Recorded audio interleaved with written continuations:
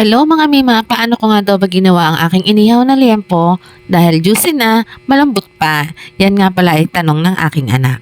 Kaya ang sabi ko sa kanya ay panoorin na lamang niya ang aking ginawa. At eto na nga mga mima, ang una kong ginawa, naglagay na ako dyan ng toyo, ketchup, paminta, barbecue marinated, at saka nilagyan ko rin dyan ng kaunting asin, kalamansi, at ng bawang. At pagkatapos nga ay minekos-mekos ko lang sila dyan para magsama-sama ang kanilang mga lasa, and after that, naglagay na nga ako dyan ng Sprite.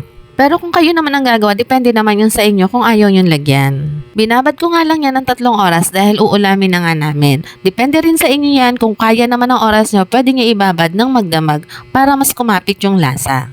At eto na nga kaya malambot yung aking karne kasi pinakuluan ko siya dun sa kanyang pinagbabaran at pinalapot ko siya ng ganyan.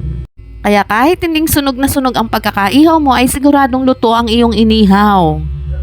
At malambot pa, juicing-juicing nga yan nung maihaw na nga yan. At eto na nga ang aking inihaw na liempo at pinatneran ko lang ng sausawan na ganyan. At ayun lang, ang sarap talaga. Thanks for watching!